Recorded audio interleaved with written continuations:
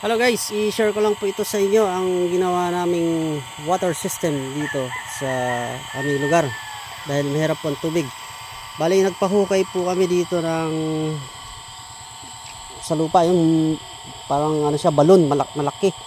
At ang drum po na nakalagay diyan sa ilalim ay dalawang ganito, asol na drum. Tapos may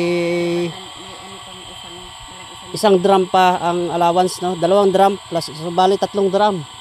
At napakalinis ng tubig dito.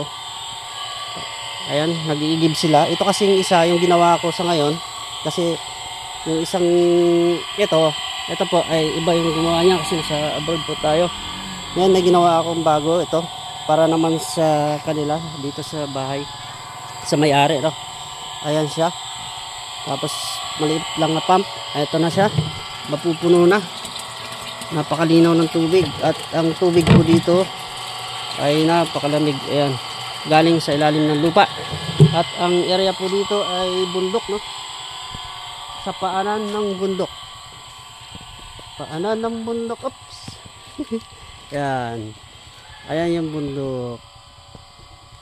Kaya malinis ang tubig dyan. Akala ko yung bundok. Tapos may palayan doon, medyo mababang area na yan. Kaya yung tubig sa palayan ay hindi makakakit dito. Kaya sureball la ang tubig dito ay galing talaga sa bundok. Kasi mayroon po diyang puno dati ng makupa, malaki. Nawala na nga lang sa kakatagalan ng panahon.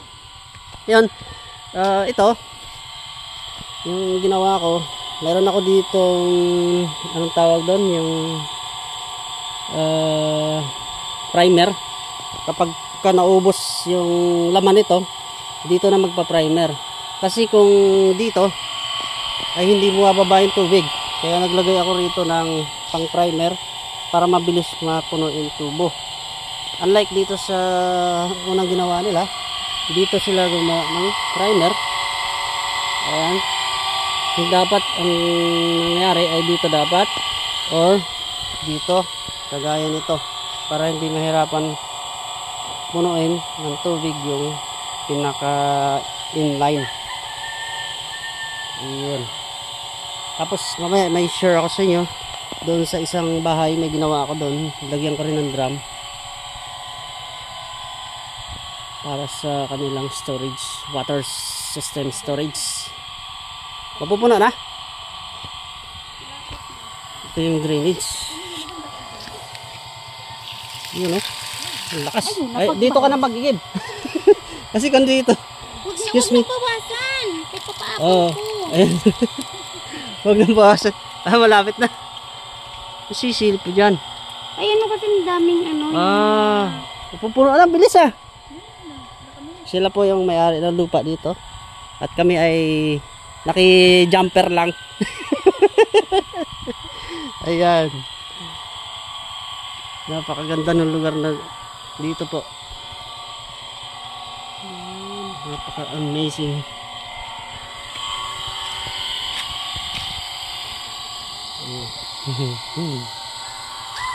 Mamaya pupunta tayo dun sa kabilang bahay. Okay na. Okay na? Apo na. I-off muna, ikaw na mag-off. Ito kasi ay hindi automatic, no? Kasi pansamantagal lang muna yan. Puno na siya. Doon lang. Kung gusto mo dyan or doon, pwede rin. Ayun. Tapos pag mag-give ka, on mo lang uli. Pag ayaw mandar, pindutin mo lang itong restart. Okay, doon tayo sa kabila. Wow, puno.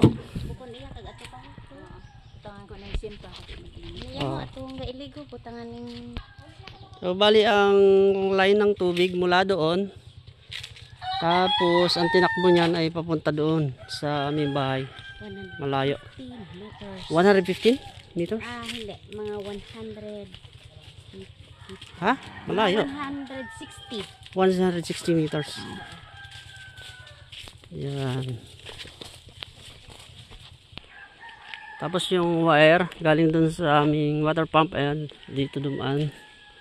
Papunta doon, tumawid doon sa pinakabundok.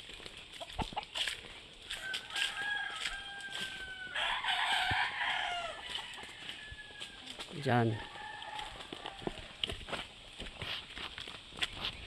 Ganda dito, no? Ganda, no? Oh, ito agad yun lang. Ha? May kulay yellow. Yellow, ayan. Yellow, ayan. Dito po kasi sa lugar namin meron namang tangke ng tubig pero hindi kami nakatouch doon kasi nauubos siya.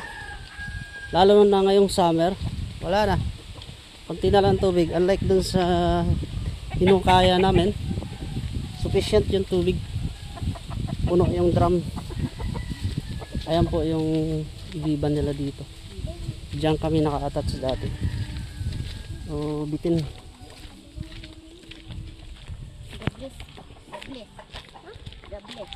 Pakita ko po sa inyo yung ginawa ko rito sa kabilang bahay. Ayan yung tubig nila dito. Ayun na. Minsan wala yan. Dito tayo. May nilagay akong line ng tubig dito galing dun sa bahay sa taas. Ito. Tapos ang ginawa ko rito sa drum. Ayan. Meron akong lagay na tubo. Tapos meron siyang stopper automatic na pag napuno na siya, mag-i-stop yung flow ng tubig. Ito wala pa lamang kasi kakagawa ko lang kanina. Lalagyan ko na lang yan mamaya. Mamaya na ninin ko. Basi ito hubas ha? Okay. Basa dira. Akit tayo dun sa taas. Dito tayo dadaan sa kabila. Dineserbyat na namin yung tubig. Ito yung hose. Diyan na? Pwede dyan? O sige, dyan na tayo dadaan. Bali, ang gumagana ng hose dito ay itong malaki. Ito. Oh, ano ba? Sikit. Okay, oops. Okay, dito tayo sa bahay. May ginawa kasi akong gate valve para sa tubig nila. Napakainit ngayon. Grabe. Ito na. Akit na tayo sa aming bahay. Maraming manok. Hello, kid! Ito yung pinanggalingan nun. Yung tubo na to. Yan. Tapos naglagay ako rito ng gate valve. Bubuksan ko na to kahit hindi ko na sarado pag napuno kasi yung drum doon automatic na siya na titigil ang flow ng tubig. Pero mamaya maya ko na bubuksan to kasi basa pa yung pandikit doon. Ayun. So sa ngayon guys, ayan lang muna yung ating update. At kung kayo po ay nakakuha ng idea, sana no, nakakuha kayo ng idea, paki-like at share na lang yung ating channel. So sige, pakita ko na rin sa inyo sa taas yung aming tangke. Pasok tayo sa bahay. EJ Boy! Shoutout EJ sa aking subscriber. Okay, ito na. Kain muna tayo.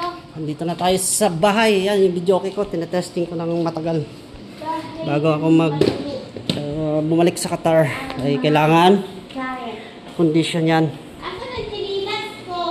Tapos sakit tayo dito sa taas. Solar po ang gamit namin dito. Ito yung ref, gumagana. Tingnan natin kung ilang wattage yung power consumption. Ayun, 541. Tingnan natin kung ano yung harvest. Ayun, 1,768 watts. Wow. At sa kanila ay walang kuryente. Kaka-brown out lang ngayon lang. Kung napansin nyo yung nag-blink ng nag-blink yung nag-beep. Yun indication na walang utility. Ayan po, wala ilaw. Brown out na naman sila. Ayun. Ayun nga, ang harvest 1,800. Sorry. 1,800 yung kanina nakita ko yung harvest. Tapos meron siyang 4.3 ampere. Charging yung battery. Si solar ang nagsusupply sa ating load. Kasi Yung arrow niya ay pababa ito. At si utility dito kanina mayroon. Nawala na. Tapos ang pump namin, meron akong pump sa loob. Buksan ko lang. Pressure pump. Buksan ko na rin yung pump doon. Puno na yun doon, oh. Tignan natin. So, puno na nga siya. Okay, akyat tayo sa taas. Akyat tayo sa taas. Pakita ko na rin yung battery para sa mga hindi pa nakapanood. Ayan yung battery ko. 12 volts na dalawa, 250 Ang system ko po dito ay 24 volts. Tapos, ito na yung aking breaker. Pakita ko na rin. Sa battery, meron akong ginamit na 200 ampere.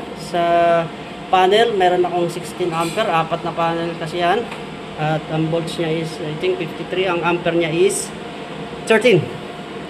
Tapos, ito na yung surge protection. Ito yung sa load ng aking bahay, yung breaker. Ganon din to. Ito, na-adjust yung ampere niyan. So, balik tayo dun. I mean, punta tayo sa taas. Ang oras ngayon ay 11:14, no? Direct na direct yung araw, kaya mataas yung hardness ng ating panel. At kaya tayo, pakita ko sa inyo yung tubig. Ayan yung pressure pump na kinabit ko rito sa bahay. Check natin. Ayan, puno. Okay. Ayan yung floater sheets ko.